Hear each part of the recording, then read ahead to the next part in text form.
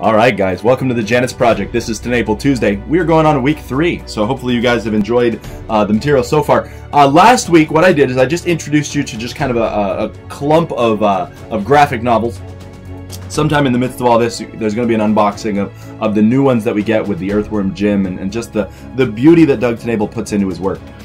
He recently put out a new channel, I talked about it last week, called Doug TenNapel in Exile Archives, where basically he's hoping to not get canceled, and so he's kind of spreading out his chips across multiple boards. And on this, he put out a video for about half an hour explaining how to build a fish tank. And part of his idea was he wonders if God gave us creatures like this just to appreciate the beauty of the world around us. It's calming, it's soothing, it's something that people do for a hobby and to kind of relax. And so it's a beautiful thing to kind of see beauty in its work. Now, I have talked about this book for the last 2 weeks, but a thing of beauty that it is this book. Again, a lot of this design is superfluous.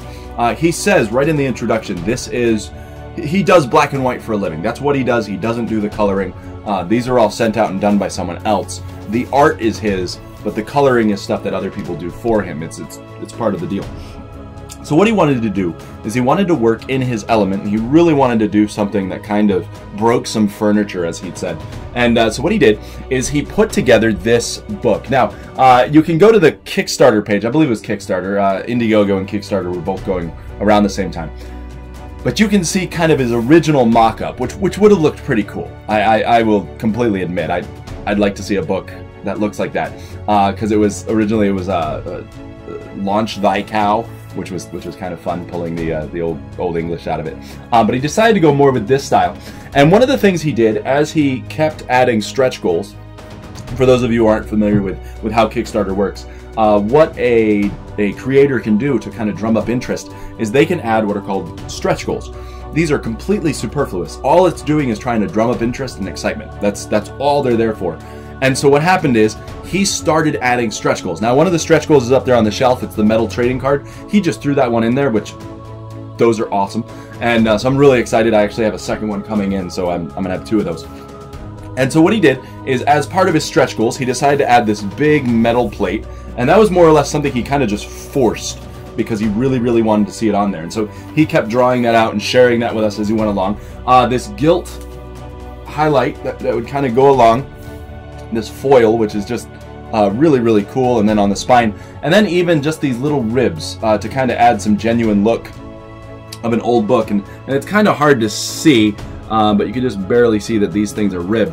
And then, of course, you've got the debossing, which is this right here on the back, the kind of imprint, all right? And then embossing, which is the popping up. And so he does all of that, and then he tops it off with kind of that gilded edges. And then, again, it's just so beautiful.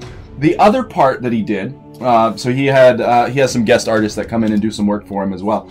And he really wanted to get this onion skin, which is, again, if you imagine like the pages of an old Bible, okay, and you got that really, really thin piece. And this obviously isn't what you would do in an old Bible, but you get the idea. And so what it is it's semi-transparent, and so you can kind of see right through it. And it is gorgeous. And then even all the way down to the little detail of the bookmark. All right, and so again, he put a lot of work into this. The one I would have loved to see that we didn't quite get there, he was hoping to put some metal on the edges here, and that would have just looked metal. Anyway, and so you've got this book, and what he does is he puts a bunch of articles in here. So I want to kind of go over a few of these articles. I think they're really powerful.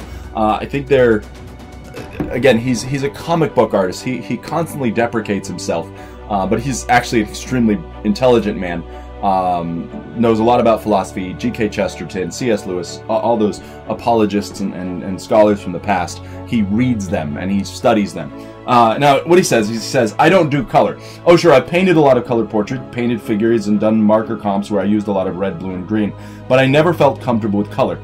That's why I have colorists digitally paint my black and white comics, because they see and feel things in that art spectrum that I don't. Likewise, I'm what people call opinionated. Now, it doesn't take long doing stuff with Doug TenNapel before you realize, yes, he's very opinionated. It's kind of fun. Audio Mullet is one of the podcasts he's on a lot. pretty much all the time. And he's actually, some people have left the podcast never to return because they called him like homophobic and stuff. Now, okay, other people were calling him that, and he's not. But you say anything that does not agree with the leftist narrative, and you're automatically labeled with homophobic. Now he goes on, he says, likewise, I'm what people call opinionated. I don't know how other people work, but I know what I know, and I'm not very flexible about those things.